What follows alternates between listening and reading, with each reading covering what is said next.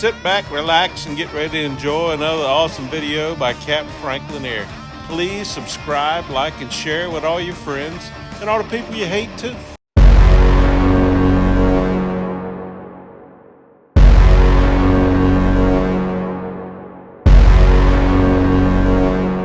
Hi, I'm Capt Frank Lanier, a retired Coast Guard officer and SAMS Accredited Marine Surveyor with over 40 years of experience in the maritime and diving industry.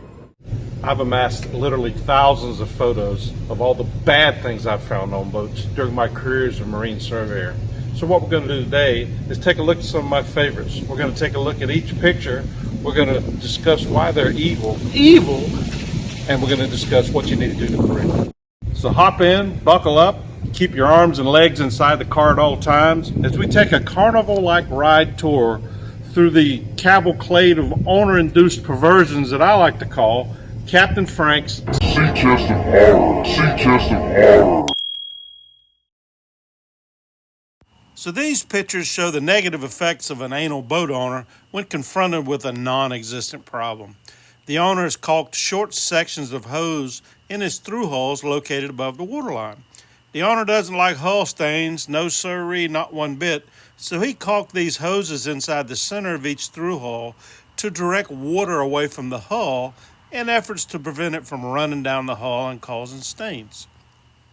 The issue is that due to the caulking, the through holes will always now retain water. They'll never fully drain, a situation that will eventually lead to problems such as corrosion and possible failure. I mean, there's probably 8 or 9 of these things on this boat. So the solution here is remove the caulked hose and let gravity do the rest so those through holes can drain properly.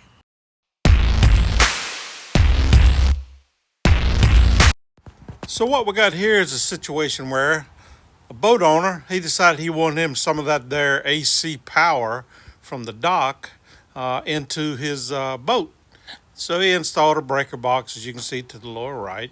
But you know what? Those fancy marine connectors and inlets and all that kind of stuff, we just didn't really need none of that. So what he did was he took a shore power cord, ran it through the port light there, you can see, and then just kind of looped it around on these hanging hooks and connected it into the breaker panel, as shown to the right. Well, you can just look at this and tell it's kind of rednecky. It is redneck. It ain't kind of. But let's just go with the basic reasons of why you want to do this. Let's keep it simple. One, if it's plugged in, you can't shut the port light, so you're gonna get rain in there and right beside the breaker panel, right? So I mean, it just goes on from there. If you're gonna do something, do it the correct way and per standards. Bring it in. If you got a shore power, bring it into the connectors on the coach roof or the cockpit or wherever you're gonna do it. Bring it in properly, terminate it, and connect it. And that way, at least if something starts smoking, you don't have to try to scramble and run to the dock, to unplug the power. You can just disconnect it from the boat. So, I mean, there's just a couple of reasons why. Just do the right thing and install it per standards instead of trying to kill yourself with this jury rig here.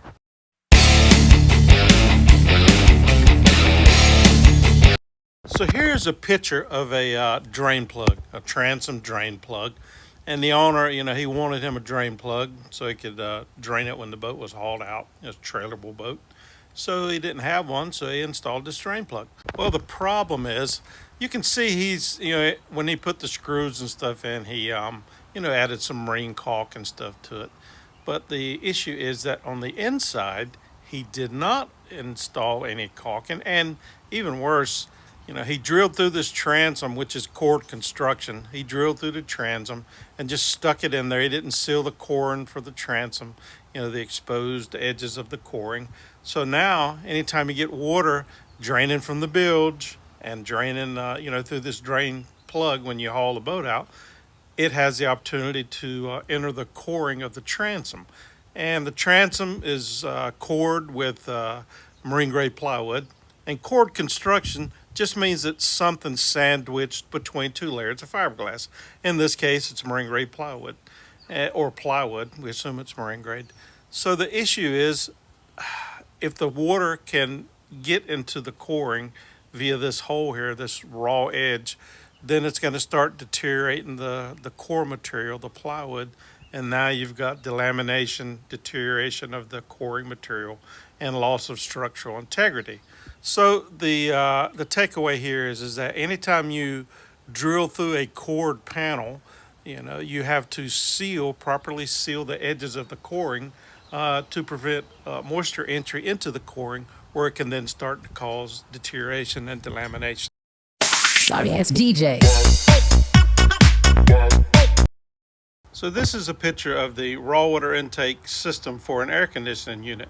To the right, you have the raw water pump. In the middle, you've got the filter as it comes out of the pump. And then to the left, you got a hose that goes up to the air conditioning unit. The problem is the owner has installed a copper coupling. I mean, this is something like you would get at the Home Depot or Lowe's. He's installed this coupling to join the plastic housing unit for the filter to the plastic housing of the motor or raw water pump. And I've covered this a number of times, I'm sure, but we'll talk about it again because it is important. You don't want to use dissimilar materials in these type of connections. In other words, you don't want to use a copper, bronze, whatever it is, fitting installed in a composite fitting. And the reason is they have different expansion and contraction ratios, and that can cause the composite or plastic fitting to crack.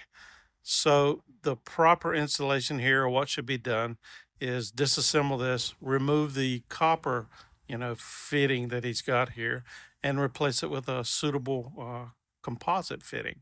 The other side of the coin too is copper. It's not going to last long. It's going to corrode and it's going to fail. And there's another potential area for water to enter the hull. So just to make what ought to be what is, replace that fitting with a proper marine grade composite fitting. I hope you enjoyed this video, and if so, and you want to buy Captain Frank a cup of coffee, please click on the thanks button below this video. All tips received, not spent on coffee, will be used to improve my YouTube channel and create even more awesome videos.